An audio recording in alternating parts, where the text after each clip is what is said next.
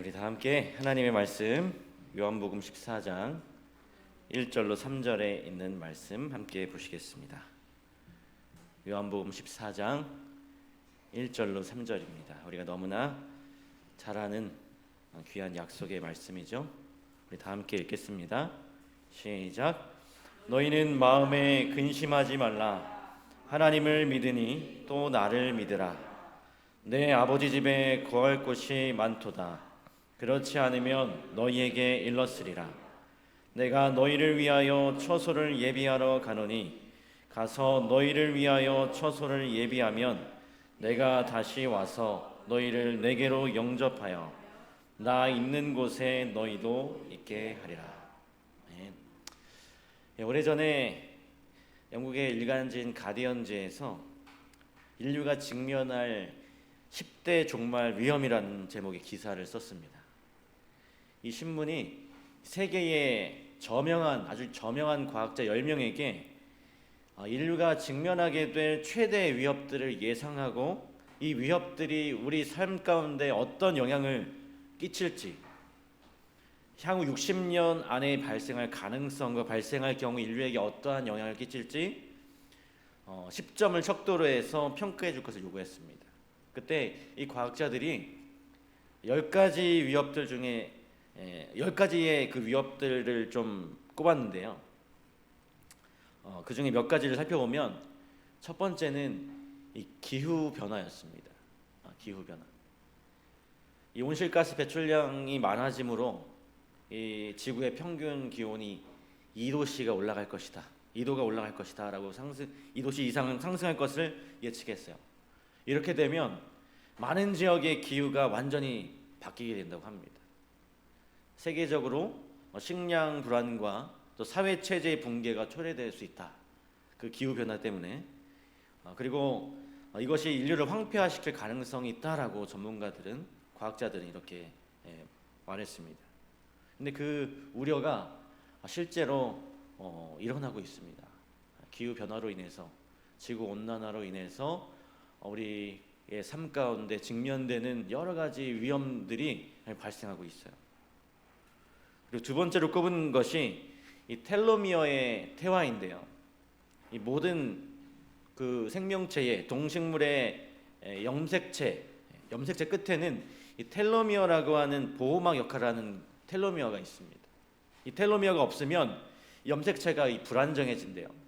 그래서 사람이 살면서 이제 세포 분열이 일어나면서 이 텔로미어가 점점 짧아지고, 아주 더 짧아지면 이제 암이나 여러 가지 심장 질환, 뇌졸중 같은 질병들이 시작이 됩니다. 하지만 이 텔로미어가 자연적인 그 세포 분열에 의해서만 짧아지는 것이 아니고 이 세대를 거듭하면서 조금씩 짧아진다라고 하는 것입니다. 그래서 수천 세대를 거치면서 이 텔로미어의 길이가 점점 짧아지고 퇴화돼가지고 어떻게 될까요? 그게 퇴화되면 이미 이 텔로미어가 퇴화가 됐습니다. 그래서 옛날에는 이 성인들만 걸리던 이 병들, 암이나 당뇨나 그런 고혈압 같은 이런 병들이 지금은 어린 아이도 걸리는 병이 되어버렸죠. 이처럼 이 텔로미어의 퇴화로 인해서 노화와 관련된 질병이 일찍 발병하게 되고 인구가 급속하게 감속한다라고 과학자들이 진단했습니다. 그리고 그 다음으로 이 과학자들이 이 지구의 위험 요소로 바이러스의 만연을 꼽았어요. 우리가 얼마 전에도 이 코로나19라고 하는 아주 그동안 겪어보지 못했던 바이러스 때문에 참 많은 고생을 했는데요. 점점 그와 같은 전혀 듣도 보도 하지 못했던 그런 바이러스들이 계속 생겨납니다. 그리고 어떤 백신으로도 치료가 되지 않는 그런 바이러스도 있어요. 그리고 이 밖에도 여러 가지 핵전쟁, 테러, 지구와 어떤 유성의 충돌, 별폭발에 의한 그 우주의 폭풍, 초대형 화산 폭발, 지구가 블랙홀에 빨려 들어갈 그런 위험 등 그런 것들이 인류가 직면할 10대의 위험에 포함되었습니다. 그러나 우리가 이 과학자들이 발표한 이 10가지 종말의 위협이 아니더라도 우리에게서 내일을 빼앗아가는 것들이 정말 많이 있어요.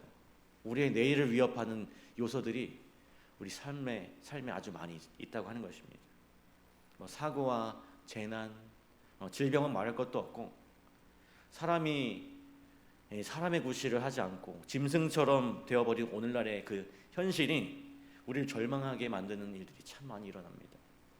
날마다 뉴스에서 보고 듣는 것들이 아주 끔찍한 사건들이죠. 그러나 우리가 그런 끔찍한 일들이 일어나지만, 그 가운데 우리들이 살고 있지만, 여러분, 여전히 우리는 내일이 보장되어 있습니다. 왜냐하면 우리에게는 내일이 있는 그 삶이 공허한 구호가 아니라 우리의 내일을 보장해 주시는 바로 예수님께서 우리 곁에 계시기 때문에 그렇습니다. 그리고 그분이 다시 오신다고 말씀하셨기 때문에 그렇습니다. 예수님이 다시 오셔서 우리에게 내일을 빼앗아가는 모든 것들을 다 정리하실 것이기 때문입니다. 그리고 말씀으로 다시 돌아가서 여기 요한복음에 보니까 예수님의 약속이 있습니다. 내일을 잃어버린 인류에게 주신 가장 위대한 약속이고 가장 소중한 약속이죠. 내일이 있는 삶의 근거가 있는 그러한 약속입니다. 너희는 마음에 근심하지 말라. 하나님을 믿으니 또 나를 믿으라. 내 아버지 집에 거할 곳이 많도다. 그렇지 않으면 너희에게 일렀으리라. 내가 너희를 위하여 처소를 예비하러 가노니 가서 너희를 위하여 처소를 예비하면 내가 다시 와서 너희를 내게로 영접하여 나 있는 곳에 너희도 있게 하리라. 이 말씀은 예수님을 믿고 사랑하는 모든 사람들에게 주시는 내일에 대한 보장이고 약속입니다. 여러분, 이 과학자들이 한 말 때문에 우리가 내일을 걱정하거나 불안해할 필요가 없어요. 이 인간성이 실종된 세상에서 일어나는 온갖 흉악한 범죄들 때문에 우리가 놀라워하거나 두려워할 필요가 없는 것입니다. 대신에 너희는 마음에 근심하지 말라고 하신 그 예수님의 말씀을 마음에 새기고 우리는 간직해야 하는 것이죠. 내가 다시 오리라 라고 하신 그 예수님의 약속으로 바로 내일이 있는 삶의 근거를 삼게 되시길 간절히 바랍니다. 예수님은 이 세상에서 이 사고와 재난과 질병이 끊이지 않고 일어나는 이 땅에서 우리에게 내일을 보장해 주시지는 않으셨어요. 그러나 예수님께서는 이 세상이 아니라 바로 아버지의 집, 그 하늘나라에서 우리의 내일을 보장해 주셨습니다. 내 아버지 집에 거할 곳이 많다고 하셨고, 예수님께서는 우리를 그곳으로 다시 데려가신다고 약속하셨습니다. 이 하나님 아버지의 집, 이 내일에 보장된 나라입니다. 우리에게서 내일을 빼앗아가는 그 어떤 것도 존재하지 않는 그런 완벽한 그런 나라죠. 모든 것이 아름답고 모든 것이 평화롭고 모든 것이 아주 만족스러운 그런 나라입니다. 우리를 그 나라에 데리고 가셔서 우리가 내일을 걱정하지 않는 그런 삶을 살게 해주시고 내일이 보장된 삶을 살게 하는 것이 바로 예수님의 계획이에요. 예수님이 약속하신 이 나라, 그 나라는 이 재난과 사고와 질병이 없는 나라입니다. 그래서 이 하나님의 나라에서는 그 누구도 이 재난과 질병과 사고 때문에 내일을 잃어버리지 않아요. 그래서 하나님의 나라는 완벽히 보장된 나라입니다. 완전한 내일이 영원히 보장되는 그런 나라죠. 그래서 이 세상에서 우리의 내일을 사정없이 빼앗아가는 재난과 사고를 하나님의 나라에서는 결코 찾아볼 수가 없습니다. 그리고 예수님이 약속하신 그 나라는요, 도덕적 타락과 인간성의 상실이 없는 그런 나라입니다. 그래서 하나님의 나라에서는 그 누구도 이 도덕적인 타락과 인간성의 상실로 인해서 내일을 빼앗아가지 않아요. 우리가 보는 것처럼, 우리가 느끼는 것처럼 우리가 사는 이 세상이 점점 악해지고 더 강팍해집니다. 예전에는 꿈도 꾸지 못하던 그런 부끄러운 일들을 버젓이 하는 시대가 되었어요. 사람인 것이 어쩌면 좀 부끄러운 세상이 되어버렸습니다. 그렇지만 하나님의 나라에서는 그러한 일이 전혀 생기지 않을 것입니다. 하나님께서 모든 사람들의 마음을 새롭게 하실 것이고 또 모든 사람의 마음을 부드럽게 하실 것입니다. 그래서 하나님의 나라에서는 사람 때문에 실망하고 속상하고 죽고 싶은 일이 없게 될 거예요. 속이고 배반하고 미워하는 일이 없습니다. 하나님의 나라에서 우리는 바로 우리 곁에 있는 그 사람 때문에 정말로 행복하고 또 내가 그 사람이기 때문에 만족하며 살게 될 거예요. 무엇보다 예수님이 약속하신 그 나라는 죽음이 없는 나라죠. 우리에게서 내일을 빼앗아가는 것은 결국 죽음인 것입니다. 따라서 이 죽음의 문제가 해결되면 우리의 삶의 모든 문제가 다 해결되는 것이나 다름이 없어요. 그러나 이 세상에서 이 죽음의 문제를 해결하는 것은 불가능한 일입니다. 우리가 가스실 안에 들어가서 가스를 틀면 그 가스를 마시지 않는 것이 불가능한 것처럼 죽음이 법칙인 세상에서 죽지 않는 것은 불가능한 것입니다. 그래서 죽음의 문제를 해결하는 유일한 길은 바로 죽음이 없는 그 나라로 가는 것밖에 없어요. 우리가 내일이 있는 삶, 내일이 보장된 그런 삶을 살고 싶다면 바로 내일이 있는 나라에 가야 하는 것이죠. 그래서 우리는 이 하늘 아버지의 나라로, 하나님 아버지의 나라로 가야 합니다. 하지만 우리 스스로의 힘으로는 그곳에 갈 수 없어요. 예수님이 다시 오셔서 우리를 데려가셔야만 우리가 그곳으로 갈 수 있습니다. 그리고 예수님은 우리를 그 내일이 있는 나라로 데려가신다고 분명히 이 성경에 약속하셨어요. 그래서 그 예수님의 약속은 가장 소중한 약속이고 가장 위대한 약속이고 우리가 꼭 붙들어야 하는 그런 약속인 것입니다. 1914년 영국의 극지 탐험가였던 이 어니스 셰클턴이라고 하는 사람이 있습니다. 언젠가 제가 한 번 더 이야기를 했던 것 같은데요. 이분이 27명의 대원을 이끌고 3,200km의 남극 대륙을 횡단하는 대모험을 시작했습니다. 그러나 그들이 타고 간 배는 이 탐험을 시작한 지 12달 만에 움직이는 그 빙하에 부딪혀서 침몰하게 됩니다. 목표 지점을 겨우 150km 정도 남겨둔 곳이었어요. 이 빙산 위에서 500여일간 표류하다가 이 천신만고 끝에 이 무인도였던 이 코끼리 섬에 도착을 했습니다. 그렇지만 그곳의 온도가 영하 40도였습니다. 이 추위와 또 점점 떨어져가는 그 식량 때문에 모든 면에서 생존하기가 어려운 지경이었습니다. 정말 절망적인, 이제 죽을 날만 기다려야 하는 그런 절망적인 순간이었습니다. 그런데 그때 이 탐험대를 이끌었던 이 셰클턴이 이 대원들의 마음에 내일에 대한 희망을 심어주었어요. 반드시 모두 함께 살아서 이 섬에서 빠져나가게 될 것이다라고 약속을 합니다. 그리고는 동료 5명과 함께 길이 6m의 작은 보트를 타고 16일 동안 1290km에 달하는 죽음의 항해를 시작했습니다. 출발지였던 그 사우스 조지아라고 하는 그 섬에 도착을 해요. 그리고 다시 그 만년설로 뒤덮인 해발 3000m의 고봉을 넘어서 고래잡이 캠프에 도착을 하게 됩니다. 그리고 3개월 보름 만에 구조선과 함께 다시 코끼리 섬으로 돌아가게 돼요. 그리고 조난당한 지 634일 만에 그 셰클턴의 모든 대원을 무사히 구조하게 됩니다.